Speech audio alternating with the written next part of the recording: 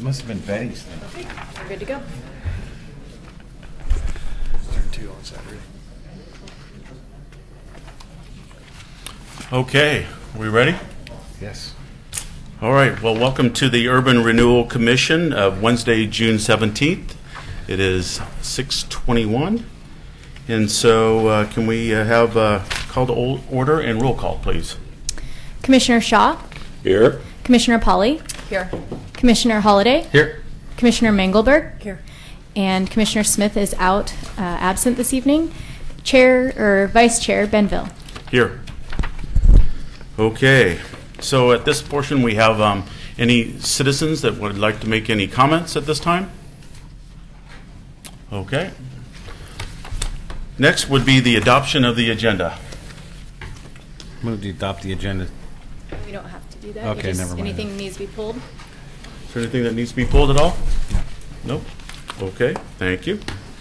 All right, let's move on to the public hearing for Section 15340, Resolution Number UR 15-01, adopting the Urban Renewal Budget, making appropriation and declaring tax increment for the 2015 to 2017 biennium.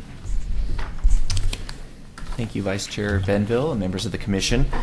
So with Resolution UR 15-1, we are requesting that you adopt the biennial budget for the urban renewal area and declare the tax increment to be the maximum tax rate. As you know, that we, the Commission, as part of the Budget Committee, met on April 21st of this year, and the proposed budget was approved without exception. A lot of great questions were asked at that session, and the budget was thoroughly reviewed, and at this time there are no changes requested to that approved budget. So after holding the public hearing, we'd ask that you adopt the budget. I'm happy to entertain any questions. Okay. Let's open the public hearing. Do we have any comments to the public? You need to open the public hearing. Open the public hearing? Yeah. Okay. I thought he did already. I thought he did. Yeah, they did. Okay. So open the public hearing. So, no comments? No comments? All right. Close To the Commission? Close the public hearing. All right. We close the public hearing. Thanks, There Mayor. You can use the gavel. Okay. I move to approve resolution number UR 15-01. Do we have a second? Second. Shaw gets it by nose. It's been moved by Commissioner Holliday, seconded by Commissioner Shaw. And we're going to go ahead and do the roll call. Commissioner Shaw? Aye. Commissioner Pauly? Aye. Commissioner Holliday? Aye. Commissioner Mangelberg? Aye. And Vice Chair Benville. And please push your buttons Aye. on your screen. It passes unanimously. Thank you very much. All right. So that closes the public hearing. So now we go to general businesses. First item is 15-346, the storefront grant for 610 Main Street. Do we have a staff report, Eric? We do. Thank you, Vice Chair Benville. This is a storefront grant application for 610 Main Street. That's the Home Life Furniture building there on the corner of Main and 6th Street. It is a small grant request, under $5,000 for $4,950. The project basically consists of placing new awnings on the 6th Street side and the Railroad Avenue side, along with replacing some windows that are above that are kind of on the second story there along the 6th Street side. I think the property owner has larger aspirations for that building eventually. This is just one of those steps, of smaller projects that'll get them closer to the overall improvement. So the Grant Application Review Committee reviewed the grant. It scored a 75.5% overall, needing at least a 70% to be eligible.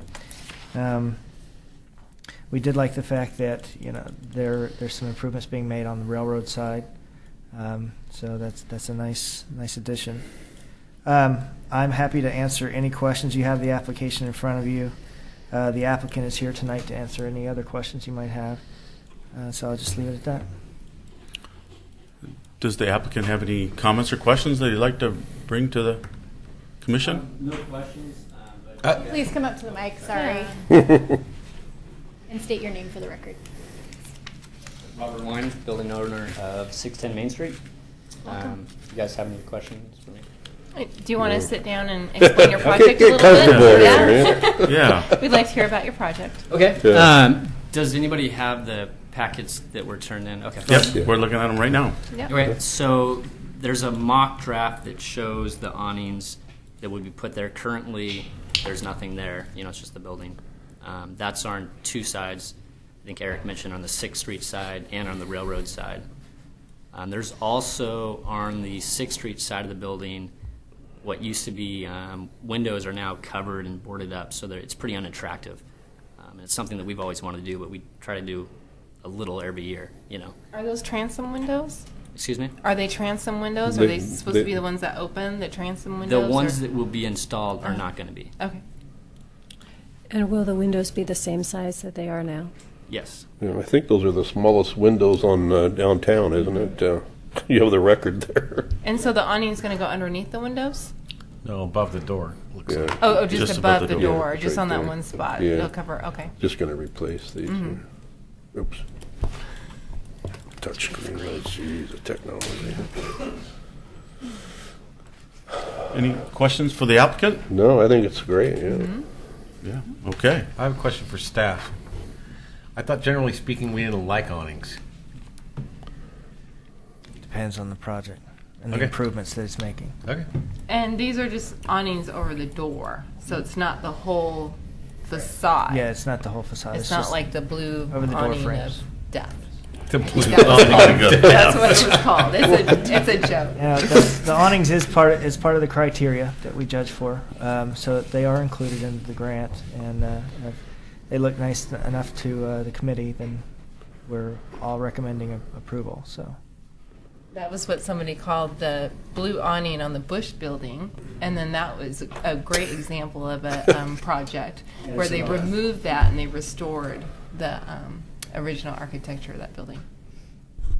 So I move to approve the storefront. Excuse me, I'm sorry, we have one more citizen comment Oh. on this. Oh, Jonathan Stone. okay, cool.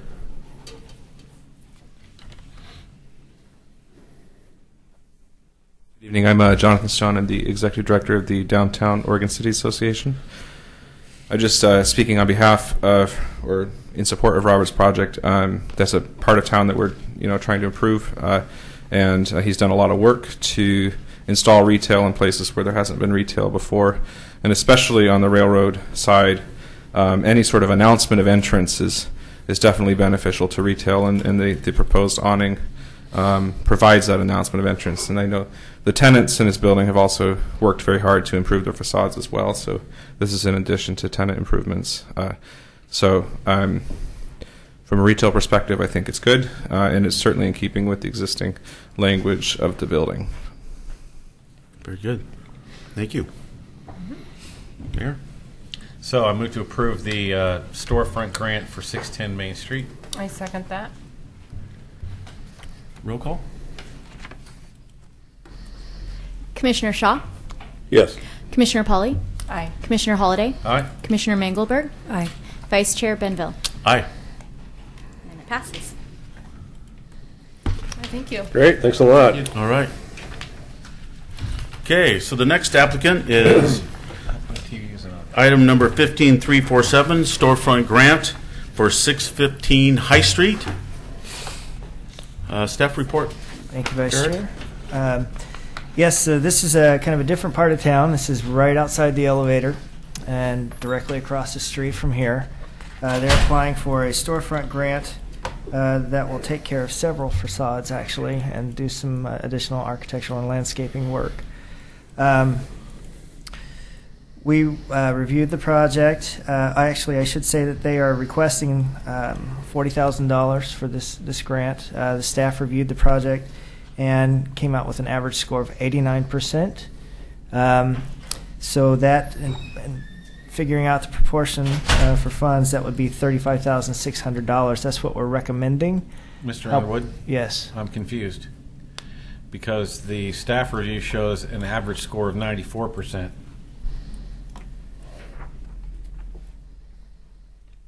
Obviously a math error because it's 75, 75, 85, 84, and you came up with a 94%. So I'm not sure how that happened. Well, in my staff report, I've got 89%. Page 1.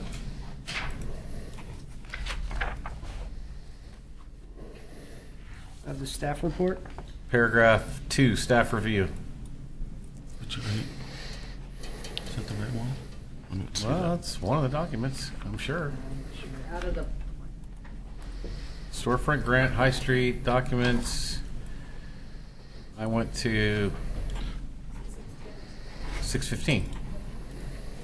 Yeah. Oh, there right it is. there. Okay. Go view document. Yep, there you Just go. pull it down to paragraph 2. It says There it is, 94%. You're in the application. Yeah. Okay. Right here, I think is the document. Kind of points or percents? So that is Score out of possible 90 points percentage. So that's actually my line. So I scored 84 total points, which is 94% of the total points. Oh, okay. So So the total values aren't. You didn't total anything out here. That's individual total value percentage. So you take all of that right-hand column, those percentages, and average that out, which comes out to 84%. Okay. Or 89%. I might suggest that 89%. going forward, we total those up and make an actual average so that it doesn't look that way. Okay, we can do that. Thanks. Mr. Underwood, is it standard practice to discount the request based on the percentage points? That's what we've done in the past, yes. Okay. But we would also, the committee wanted to convey the message that we feel that this project is kind of a high-end project, high materials, very prominent strategic location in the city, and we would be happy if it was awarded for the full amount. So. Busted my bubble, but I would really love to hear from the applicant, actually, because it really looks like a very exciting project. Yes, it does.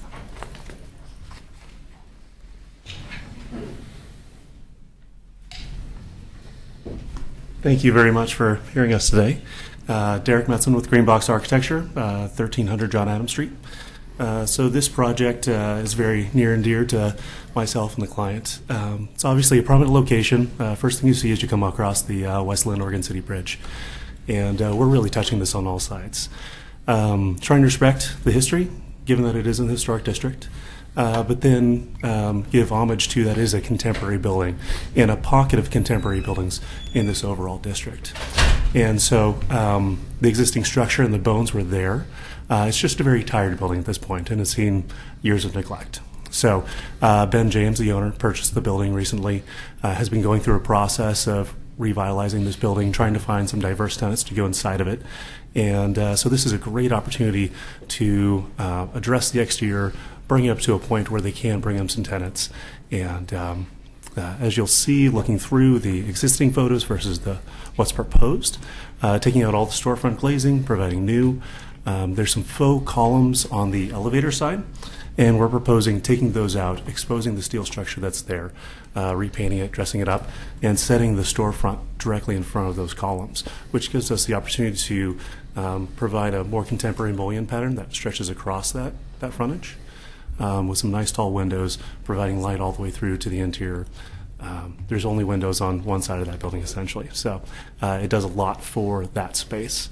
We want to keep that pavilion that's in front. It was a very generous gesture provided by the original architect, and so we respect that's the first thing you see as you come out of the elevator, and so allowing that public space there. If there was a restaurant or other sort of public function, they could spill out with seating and other things there as well. The entry pavilion, looking at that from High Street, is just a nice little gem. You know, they could have built up considerably, but instead they maintain surface level parking from that street.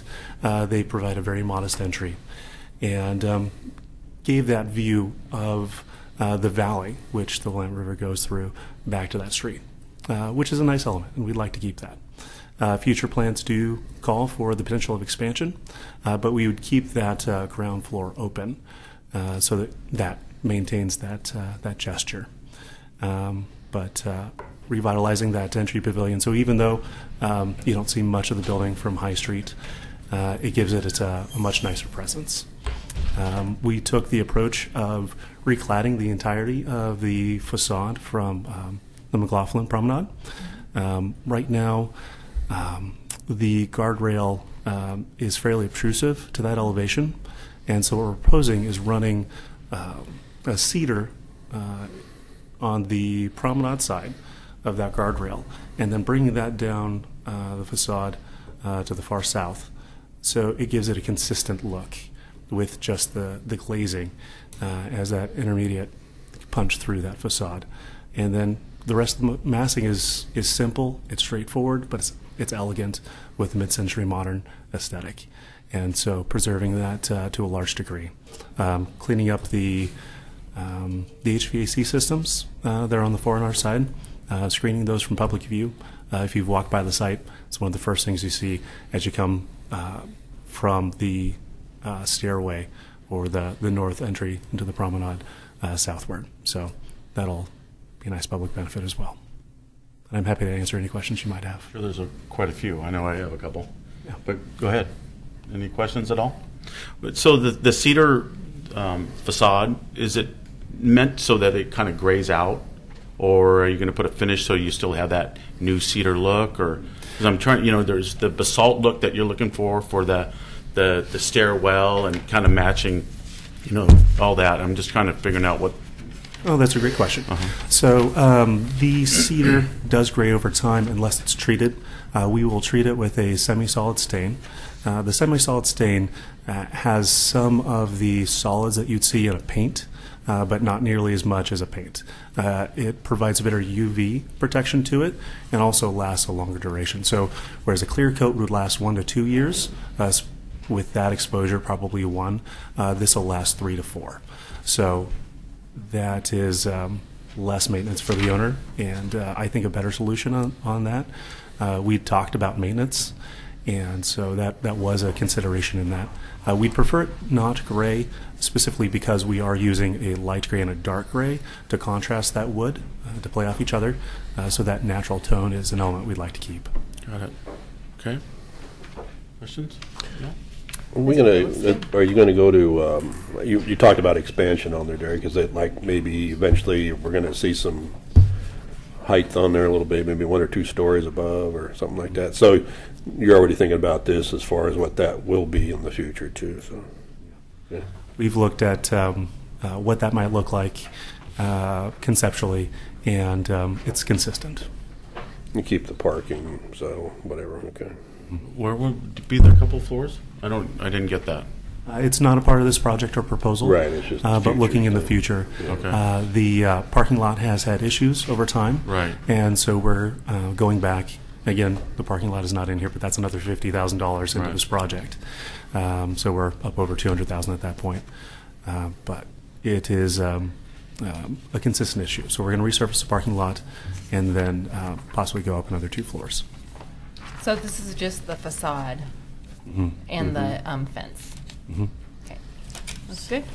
And overall, I think the entire project is, an average between $140,000 to $160,000, right? I mean, it's a big chunk, and really you're only asking for the maximum amount of $40,000. So, well, and of course the staff is proposing less than that, and I'm recommending that we actually go for the whole amount for 40. Well, it's one of the few buildings that you can see from on the bluff and below the bluff. So it is a very prominent, important building. And I may have misunderstood Eric, but I believe you said we qualified for the 35.6, but he recommended matching at the 40,000 level. That's what I'm recommending as well. Right. Okay. The 36,500 is just solely based on the percentage. Yes. Right. Then why does the staff report not indicate that? The recommended action is staff recommends grant award of $35,600 on page 1, and page 2 it shows a budgeting impact of $35,600. That is, we're going by our past practices and how we've recommended award in the past, and I wanted to orally convey the other during the meeting tonight. So according to your construction schedule, this should be finished by the end of August? That is the goal. We are trying to tie in interior renovation at this point as well. So we may see you soon for that. But we're currently in the design process for the interior, and that schedule might slip a little bit to incorporate all that at one time. But the first portion of the work will be the exterior. We have to bring that to a certain level to get the building enclosed and deal with some moisture intrusion issues. But the interior, One or two. exactly. But the interior will follow directly in line with that. And my second question is, do you have, are there some tenants in mind that you would be modifying the space for, or is the intent here to make it more attractive so you can attract new tenants? Both. The space is currently slated for a third being owner-occupied, and then we're in discussions with 2 tenants currently. It would look much better in the renderings if they were able to visualize that, perhaps, and that's why we did go to the effort to put together some renderings. Walking through the space, it doesn't look like that at all. And so, but there are 2 very good potentials that we're talking to right now. So what are the plans for security at the site while the facade is open? That's obviously not a very visible place from 11 p.m. to 5 or 6 a.m. and could be an attractive nuisance. So what are the theories about enclosing that space and making sure that we don't have undesirables in there while you guys are not working? That's a great question. There'll be construction fencing going around, which would be required regardless. And there would be most likely some lighting in there as well, whether that be motion detected or we would not have an on-site security guard. That would be going too far. Mm-hmm. But it would be a construction fence for sure. Okay. Okay. Any other questions? Mr. Chair, I'd just like to comment, if any of you haven't seen the actual book they put together, it's really well done. We don't always see applications with as much information in there as this one, and the renderings, I think, really help people understand Absolutely. what's being proposed, so well done. Mm-hmm. Just want to say that. Good. So I'd move to approve the storefront grant for 615 High Street at the maximum amount of $40,000. Second. All right. Roll call. It's been moved by Commissioner Holliday, seconded by Commissioner Mengelberg, and Commissioner Shaw, Aye. Commissioner Pauley, Aye. Commissioner Holliday, Aye. Commissioner Mengelberg, Aye. and Vice Chair Benville. Aye. And that you very passes. much. All right. Thank you. Good We luck look with the forward to project. seeing it. And the fun begins. Okay. The next one is item number 15-353, the options for eliminating blight on vacant urban renewal property located at 922 Main Street. Staff report. Mr. Vice Chair. This issue was brought up at the May 20th Urban Renewal Commission meeting. It was requested that we have a time to discuss maybe a different approach to the 922 Main Street site, which is 10th and Main, due to the fact that it's a highly constrained site, and we haven't really received proposals that the Commission thought were toward their goals or adequate with their goals. So, so I'm just, we'll just open it up to discussion about what the Commission, how they might want to approach the site. We have been marketing it for 3 years. It started out more in-house with a program that I developed, and then we ended up contracting with Colliers International, who has had it marketed for almost a year now, about 10 months. But it's still not developed, so I'll just open it up. Question, Eric, what feedback have you received from the brokers on what they see the highest and best use for the site would be? They haven't really given an opinion They haven't? about how it should be developed. I think they're leaving that up to us and how we want to accept our offers. They've been quite the neutral party. And what is the nature of the offers you've received so far? A lot of the offers have been parking. We've had one that know what they wanted to do with it. I don't think that came to the Commission.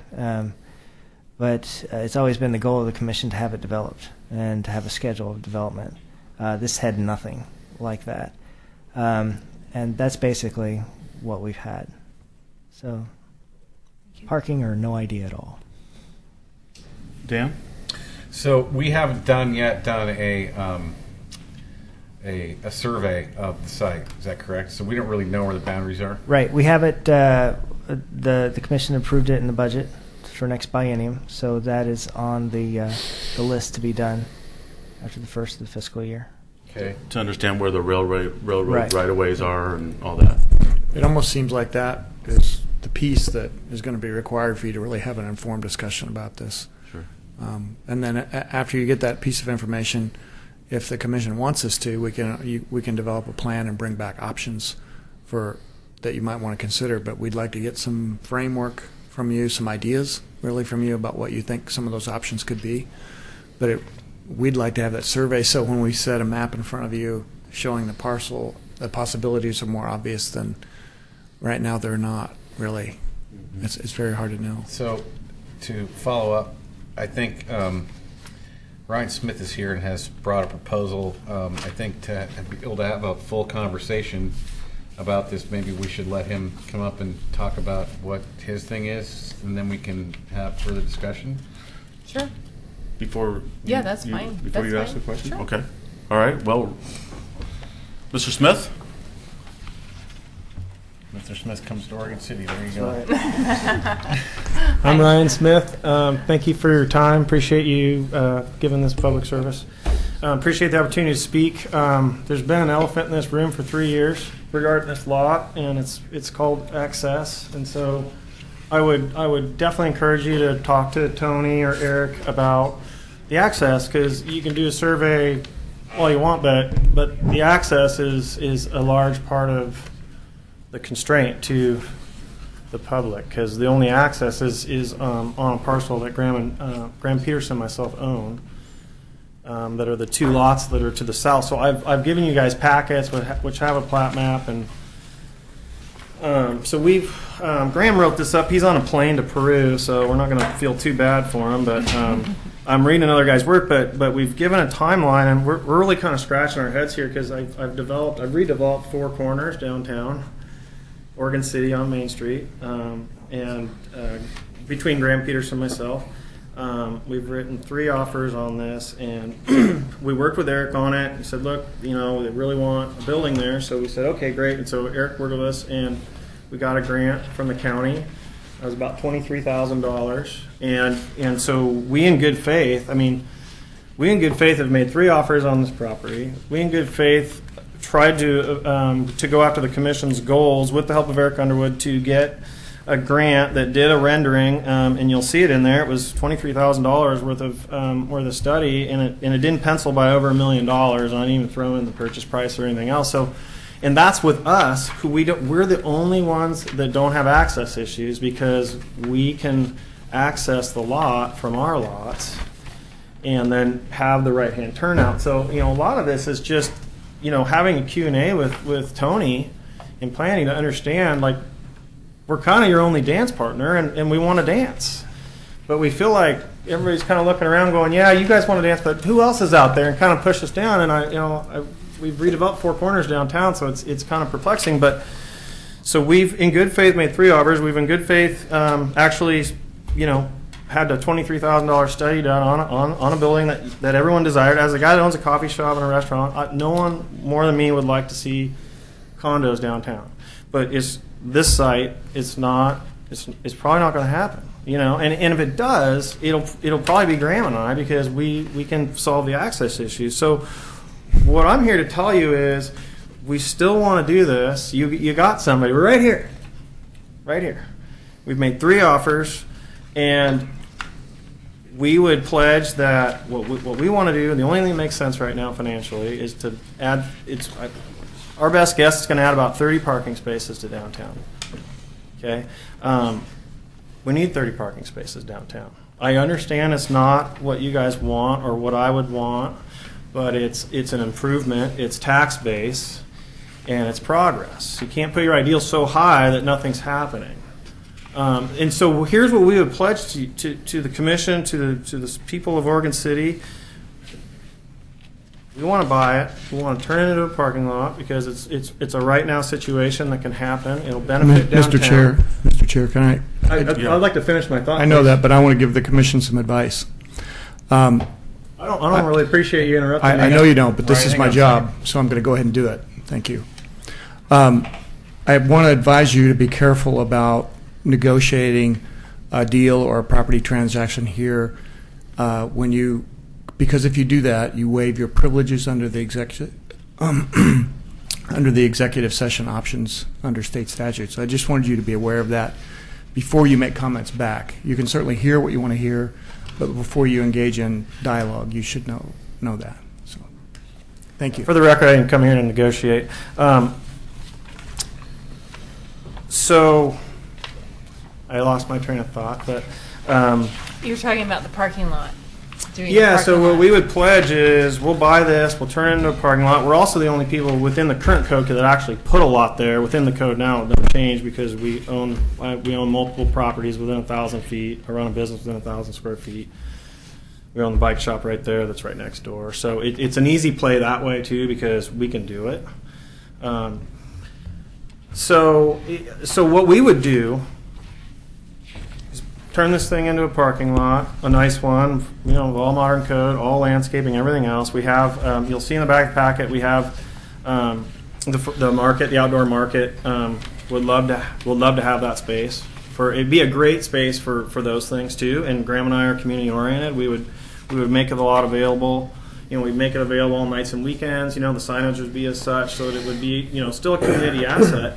And we would also pledge this, and this is where everybody wins. We will put, for an indefinite period, we will put this out there with the commercial brokerage world for someone to come to us and say, hey, you know what, we want to build a building there. Like you see on here, it's a bank. Well, it'd be great to have another bank downtown. It's not. I don't care who it is. If we got a good candidate, but that's a more natural process than, like an urban renewal commission saying, well, hey, show us your plans, and they got to invest a bunch of money, and then a 3-year right of rescission. It's hard to build a building of that size in 3 years, no matter what. So, what we get is you guys get it off the tax roll, you get it sold, we get 30 parking spaces, it turns pretty, and we will still market that to build on it because we'd be happy to build on it. But it's not a speculative thing for us. It just doesn't pencil. And we did the work. We did the study. We're not guessing on that. We used LRS, who you guys acknowledge as good and sound. So we kind of feel like we've met all the requirements, but we're getting overlooked for whatever reason. But I have fixed up 4 corners downtown, and they're right down there for everybody to go see. I welcome you to go look at them and see if it's to everybody's liking. But when you look at the access issues and everything else and the desire, we're a great partner with the city on this thing, and we're ready to go. So we're, that's what I came here to say, and I think I don't know why we're being overlooked, but I appreciate that you guys are revisiting this. It has been for sale for 3 years, and so you got to kind of take a look at your menu if no one's buying, and go, what's going on. But even if you don't. You got to look at the access because the only access is through those southern lots that are there, and I put the plat map on there so you guys can see that. But yeah, you just want to know you have a willing partner, and we'll market that. We would write it in the offer. We will market it indefinitely, even after we turn it into a parking lot and invest that money. We would market that for a prospective tenant that wanted something built there. Okay. All right. So I'd like to mention that Mr. Smith has an exhibit that has been entered into the record, and you all have a copy of that. Okay. Thank you. All right. Thank you for your time. You bet. Thank you. Good information. Okay, the next one requesting to speak is Jonathan Stone.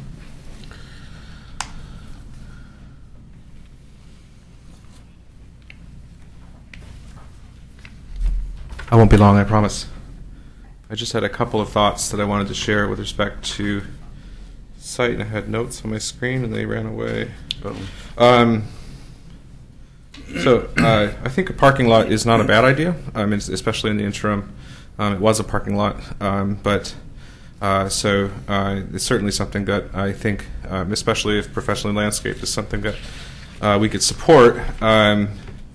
but you guys are trying to dream about ideas about what the site could be, and I've had a number of conversations and ideas that I've heard that have come up in the past are a park, or at least a portion of the the parcel to be a plaza of some sort, and just a thought that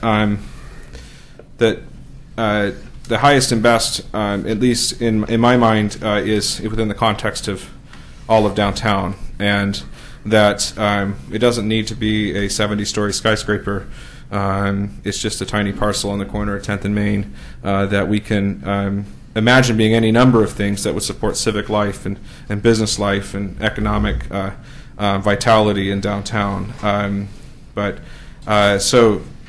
Just some ideas. Downtown needs more office space. And there's also cultural options as well that you can consider. But it is an important gateway, and so virtually anything that goes there that is architecturally interesting or landscaped and interesting is a huge positive for the district and the gateway. So, thank you. All right, thank you very much. We also have Derek Metzen that also wants to speak on behalf of somebody. This. Not really speaking on behalf of anyone, just some casual observations. Okay. I have a folder labeled 10th and Main sitting on my desk. I've looked at this property a couple times for a couple different owners or prospective purchasers. And no one's moved forward with good reason. Site access is a huge issue with this site. I think it would be the responsible thing if this property is to be sold to allow it right in and right out. That's the only way you're going to get a purchaser for this property, in my opinion, other than Mr. Smith. Not that he's a bad one at all. He's done some great things downtown. I will tell you, if you're looking for residential, they would have to be 4 stories. Typically in multifamily buildings, you need at least 18 units. And to get 18 units on this property, you need 4 stories. That doesn't pencil. 2 stories pencils. So with that, you would get more of a garden walk-up sort of apartment building. Probably not condos or something like that. Now, the aesthetics of the exterior could be something that is more urban, less suburban, but that's not something that you necessarily have purview over. But that is simply the economics of that, which... I'm guessing the train doesn't make it more desirable as a residential location. Not more desirable, but I don't think it makes a large difference either. We can add mass on that side of the building, such as CMU or a concrete wall, to mitigate that to a large degree. And done projects on 82nd where we're dealing with different vibrations and frequencies, but for each of those you deal with them in different ways. And for that one, it's primarily the shaking. We can get the noise to go away, but it's that deep vibration that's an issue. And there's ways to mitigate that to a point which would be acceptable. So. Okay. All right. Well, thanks. Thank you. Well, and I think we all appreciate the comments made in regards to this piece of property. It does have some challenges in regards to access, but it is important. Know that it is kind of the gateway of our community, and I heard the words of dreaming and different visions, but I mean that's kind of part of why we're here is to look at improving our community. Any other questions or comments? I have a question of maybe Eric or Tony. How many new commercial construction developments have been coming to Oregon City in the past year? New commercial. I don't have that. I don't have the permits or anything, the permit count or anything like that. I guess the general question is: Like are new we structure? seeing new construction? New construction. That would be more of a building permit. Yeah, so we've approved Lewis and Clark Bank up by Tri-City, Agnes and Clackamas River Drive, and then America's Tire on the corner of 213 and Wagon Way, I believe. Wagon Way, what used to be Clackamas River Drive on by Home Depot. Okay. So they've been approved through planning, but we haven't done new construction on commercial in several years. Which kind of leads me to the point that I want to make. I think that the economy is definitely headed in a positive direction, and we're seeing lots of new residential development. But it's taken a while for commercial to turn the corner. We're not seeing a whole lot. We're starting to see some in Canby. I'm glad to hear that we're starting to see things in Oregon City as well. One of the benefits of being an urban renewal district is you can be patient and you can hold out for what you want. And so that would be my thinking on that we need to wait. We need to wait for the economic cycle to continue to grow, continue to see more interest in commercial office development, and not preclude those options. I guess to support what Commissioner Mengelberg is stating, we've seen an increase in tenant improvements, so in existing buildings, additions to existing buildings, and now we finally started to see those two come in with the potential for new construction on the commercial side. Well, we've had the property for 3 years, right? And, we've had a couple bites. And I think we need to follow up what we mentioned about, developing the study and really understanding where our boundaries are in our property and all that. And then maybe having the staff kind of come up with some recommendations for that piece of property. What we can do, we can move forward with the survey and have that ready for you, along with 3 or 4 other options that we would recommend that we can discuss at a later meeting based on those. I mean, it really is a highly visible strategic corner. I think the right opportunity will come along. So I think it's highly market driven, I think, and but there could be some interim uses that we could maybe consider based on some of the right of way and the surveys that we get back. So, like David said earlier, I think we really can't move forward until we get those surveys completed. Well, I want to reiterate that, at least for me, moving this out of public hands into private hands is a better option as far as I'm concerned. But more importantly, I don't want to see it sitting down there looking like that. So whatever we're going to do, we got to do something with it to make it look like it wasn't bombed. And that's what it looks like right now. So that's my point of view. Mr. Mayor, I had a conversation very much like that one with staff a couple of days ago because I thought that was, it's really hard to wait when the property you have, some of the testimony tonight is about the constraints in there. That's legitimate. Those are legitimate concerns. There are some other options for access, but they're, none of them are very easy. And when you're trying to wait for an opportunity and you have a piece of property that's kind of in a centerpiece of your community and it isn't very attractive. No, it's not very attractive. It's ugly. Right. And so I think this will inform the debate once you get your survey back and some of the options that we want to bring forward. We're not going to push you toward any one option. You've heard some of the options tonight, and those could be viable options for you.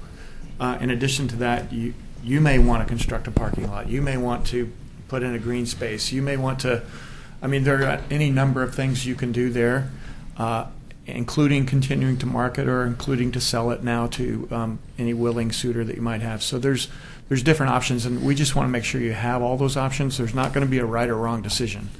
It'll be a values-based decision that we'll be relying on you to make. But we want to at least bring forward the options, and then the survey will probably help a lot, even help potential buyers as well. And these options are going to come back to us soon because we do need to move forward. And we'll be getting the survey done after the first of the year. So first of the fiscal year. July 1. Which is okay. when? July 1. July 1. January 1. Yeah, so waiting for the budget. I don't think it should take very long, and it would probably be later August, first part of September that we bring it back to you, is what I'm suspecting. Good, because I think we're kind of heading in the wrong direction. But anyway, that's all I'm going to say. I'm going to wait for the survey. So couldn't you order that survey now? Obviously, scheduling and everything else. I'm working on it. Okay. Right now. All right. Okay. You have enough information to move on? Yes. I'm fine. We're good. All right, so we go to the next item, which is 15363, approval of the minutes of the May 6th regular meeting. Move to approve the minutes, May 6, 2015 regular meeting. Second. And while we're at it, let's do the May 20th regular meeting too. I agree with that. Second. It's been moved by Commissioner Holliday and seconded by Commissioner Shaw. Roll call? Commissioner Shaw? Aye. Commissioner Polly? Aye. Commissioner Holliday? Aye. Commissioner Mangelberg? Aye. And Vice Chair Benville. Aye. Both of them pass. Okay, any future agenda items you want to present? No. Okay, city managers report. I don't have anything to report this evening. Wow. All right. Any other? Okay, so we're